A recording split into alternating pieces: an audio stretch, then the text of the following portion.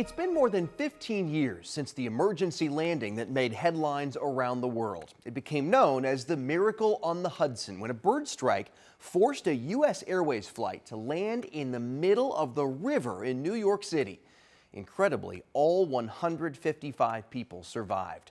I recently sat down with the famous pilot, Captain Sully, who landed the plane, to talk about the incident that made him a hero, his Indiana connection, and how safe he thinks it is to fly today. Here's our conversation. I'm curious to know, how often do you think about that day? I get frequent reminders, good reminders when people see me and recognize me or hear my voice. I'm glad it's a reminder of a good thing. If my name was Madoff, for example, I can't imagine how awful that would be. So fortunately, if I have to be the public face of an event, fortunately it was one that was good.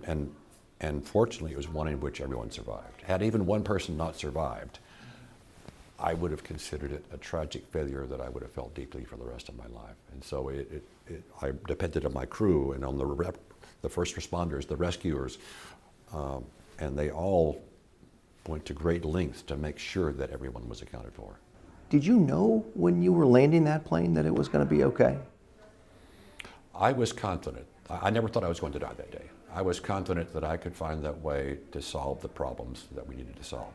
At the outset, I didn't know exactly every step of the way what I was going to do. I had a pretty good idea, but not everything.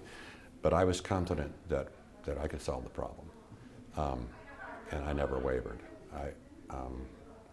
I never thought I was going to die that day. I don't think Jeff Skiles, our first officer, thought so either, but I never asked him that question. But we're probably two of the few people who did not think they were going to die that day, quite frankly. They felt great peril, and I don't blame them, especially when they found out we were going to be landing in the water and not on a runway. I'll never get over how beautiful it is up here. The so-called Miracle on the Hudson would eventually become a blockbuster movie, Tom Hanks playing the role of Sully. On his sudden takeoff into the spotlight, that was difficult in its own way, and I'm a private person. I never sought this. And it was hard to learn very quickly a new way of living a new life as a public figure.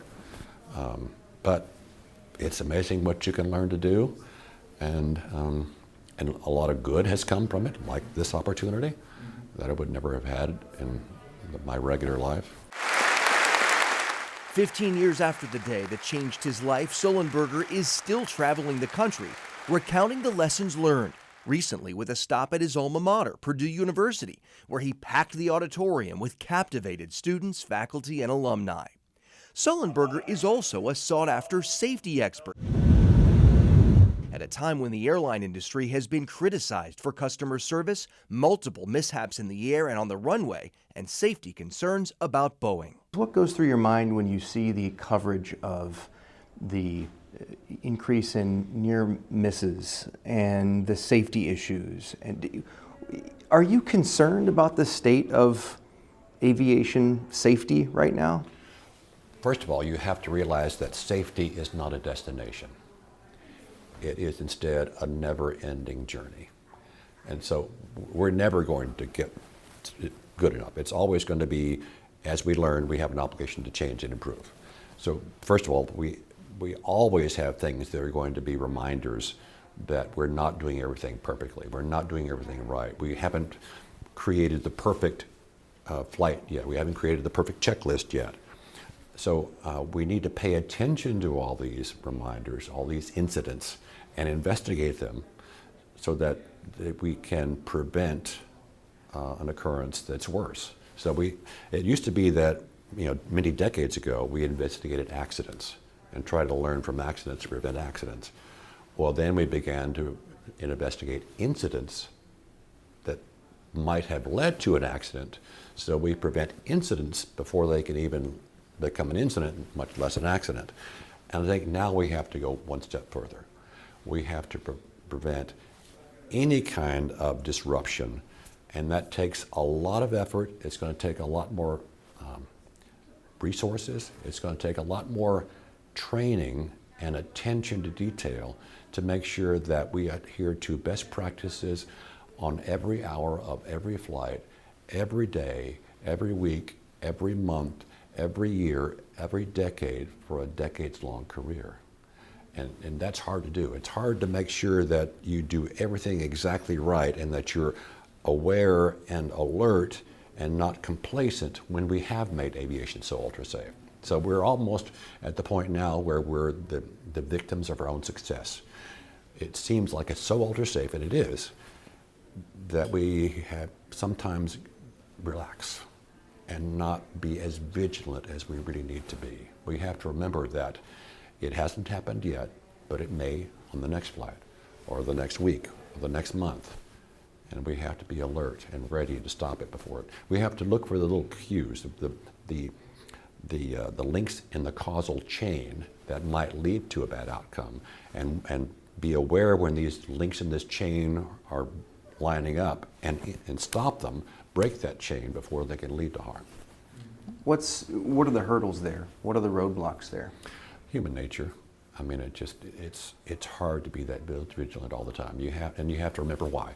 You have to keep reminding yourself that as safe as we have made this, why we have to be so alert and vigilant, because there's so much at stake.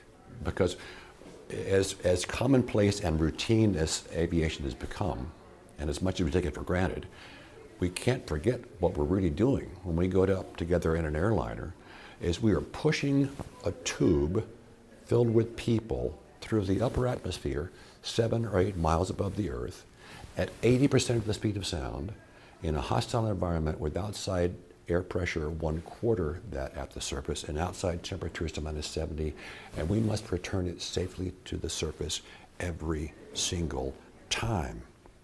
In this country alone, 28,000 times a day, 10.2 million times a year. We make it look easy, but it's not. It's hard.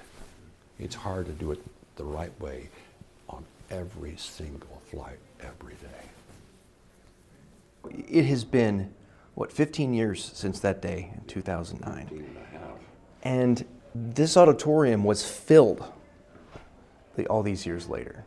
To what do you attribute that interest? The enduring power of this story to inspire people, even people not involved with that flight or with aviation. My wife and I have pondered that question since the very beginning. At first we thought, it's going to be just 15 minutes and it's gone. We were completely wrong in every way, and not just in the U.S., around the globe. I attribute it to the fact that it happened at a time in the world's history, the 2008-2009 financial meltdown, when it seemed to many as if everything was going wrong and no one could or would do anything right. Some people had begun to doubt human nature, wondering if it was really about self-interest and greed. And then along came this group of strangers on this airplane and the surrounding responders, first responders, who made it their mission in life that day to save every life. And at a time when we all needed it, it gave us hope. That's why I think people still remember this. And it touches and inspires people. I think because it's a potential that each of us has, to rise to the occasion, to save a life, to do the right thing.